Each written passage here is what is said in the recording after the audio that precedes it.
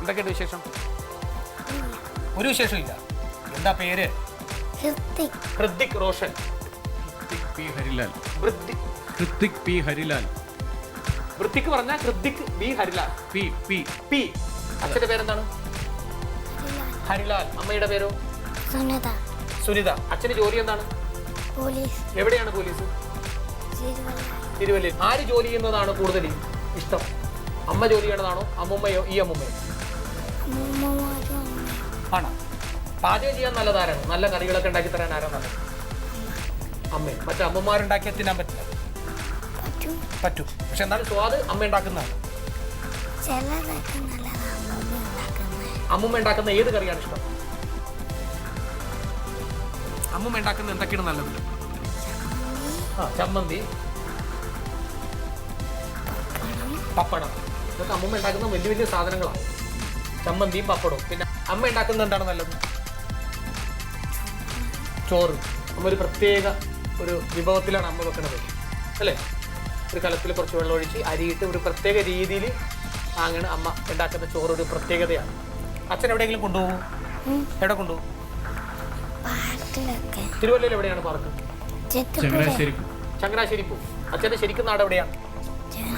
ചങ്ങനാശ്ശേരിയിൽ ആരൊക്കെയുണ്ട്? അച്ഛൻ്റെ അനിയനും.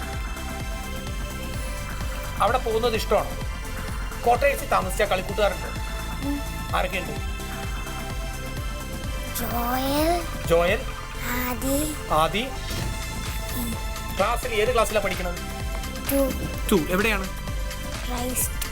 ക്രൈസ്റ്റ് അല്ലേ? ക്ലാസ്സിൽ നന്നായിട്ട് പഠിക്കുന്ന ആരാണ്? ഫിലിപ്പ് അല്ലേ? നന്നായിട്ട് പഠിക്കുന്ന ഒരു 5 കുട്ടികളുടെ പേര് പറഞ്ഞു. 2 കുട്ടികളുടെ പേര് പറഞ്ഞു. നിരഞ്ജനും ഫിലിപ്പും. ബാക്കിയുള്ളവരെല്ലാം പഠിക്കാത്തവരാ. പരീക്ഷയ്ക്ക് എല്ലാത്തിനും പാസ്സായോ? എത്രത്തിന് തോറ്റു? കിട്ടിയില്ല. കിട്ടുമ്പോ എത്രത്തിന് തോക്കും? കിട്ടുമ്പോ എത്രത്തിന് തോക്കും? ഒരെണ്ണം. ഏതാണത്? മലയാളം. കഷ്ടമായിട്ട് പഠിക്കാൻ ഏറ്റവും ബുദ്ധിമുട്ടുള്ള ഒരു ഭാഷയാണ് മലയാളം. മലയാളത്തിന് തോക്കും എന്നാണ് അറിയാൻ കഴിഞ്ഞു. ബാക്കി അതിൻ്റെ കൂടെ ഒരു പ്രോത്സാഹനമായിട്ട് എന്തിനൊക്കെ തോക്കും? മലയാളത്തിൻ്റെ കൂടെ ഓർമ്മ തോക്കുമല്ലോ. പിന്നെ അതിൻ്റെ കൂടെ ഒരു പ്രോത്സാഹനമായിട്ട് വേറെ തോക്കാൻ സാധ്യതയുള്ളത് ഏതാണ്? കണക്കോ ഇംഗ്ലീഷോ അതിനൊക്കെ ജയിക്കാൻ സാധ്യതയുണ്ടാവും. എന്നാലും ഈ മലയാളത്തിൻ്റെ കൂടെ ഒരാൾ കൂടി തോക്കാൻ സാധ്യതയുള്ള ആരാണ്? ഹിന്ദിയും കൂടി ചിലപ്പോൾ തട്ടുകിട്ടാൻ സാധ്യതയുണ്ട്. ഇവർ രണ്ടുപേരും ഹിന്ദിയും മലയാളവും കൂടി ഇങ്ങനെ നിൽക്കുമ്പോൾ ആ കൂട്ടത്തിലേക്ക് മാർക്ക് കുറഞ്ഞു ചെല്ലാൻ സാധ്യതയുള്ള ഒരാളാണ്. പിന്നെ നമുക്ക് അഥവാ എഴുതിയാലും പഠിക്കാനും എഴുതിയിട്ടും ശരിയാകാത്ത ഒരാളാണ്. ഹിന്ദി അല്ലാതെ ഇനി അടുത്ത്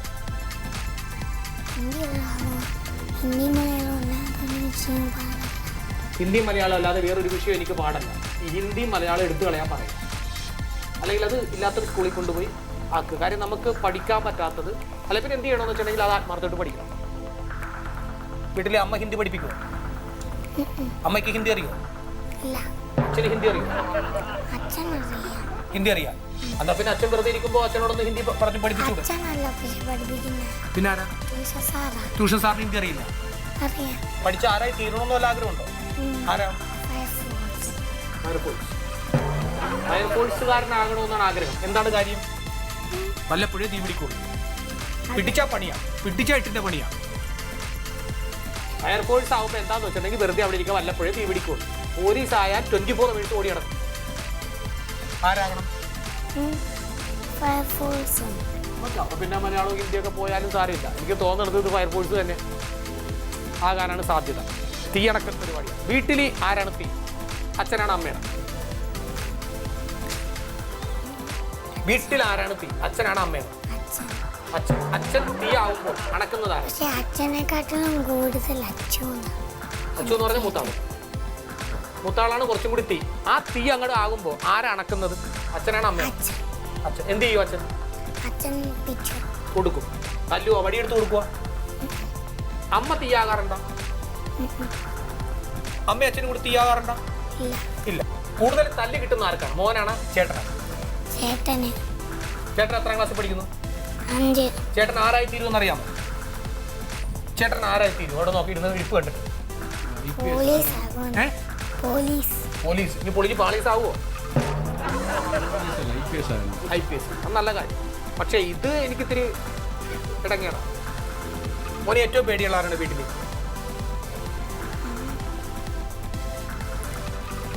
അച്ഛനെ. പോലീസ് ആയതുകൊണ്ടാണ് നമുക്ക് നല്ല ഭക്ഷണമൊക്കെ കൊടുത്ത് പരിപോഷിപ്പിച്ച് ഫയർഫോഴ്സുകാരനാക്കുക. അല്ലെങ്കിൽ എയർഫോഴ്സ് ആയി പോകും. ഫയർഫോഴ്സുകാരനാവണമെങ്കിൽ നല്ല ജിം വേണം. അച്ഛൻ വിളിക്കും. എന്താ പേര്? ഹൃത്തിക്.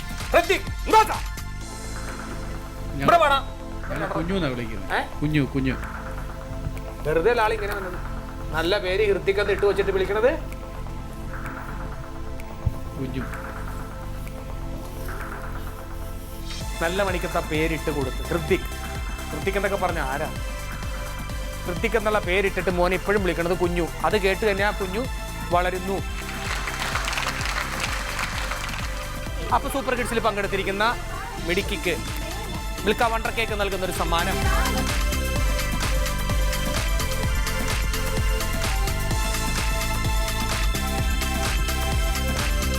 അപ്പോ വിനായകൻ അല്ലേ? ഇവൻ കഴിഞ്ഞ് അടുത്ത ആഴ്ച കണ്ടുമുട്ടുമ്പോൾ നായകനായി മാറുമെന്ന് എനിക്കറിയില്ല. എന്തായാലും ഇന്നത്തെ ദിവസം വളരെ ധന്യമാക്കി തന്ന മാതാപിതാക്കൾക്ക്, കുട്ടികൾക്ക് എല്ലാവർക്കും ഉണ്ണണം ഉറങ്ങണം. ഇത് കണ്ടുകൊണ്ടിരിക്കുന്നവർക്കും ഉണ്ണണം ഉറങ്ങണം. നമുക്ക് നാളെ വീണ്ടും കാണാം. Good night.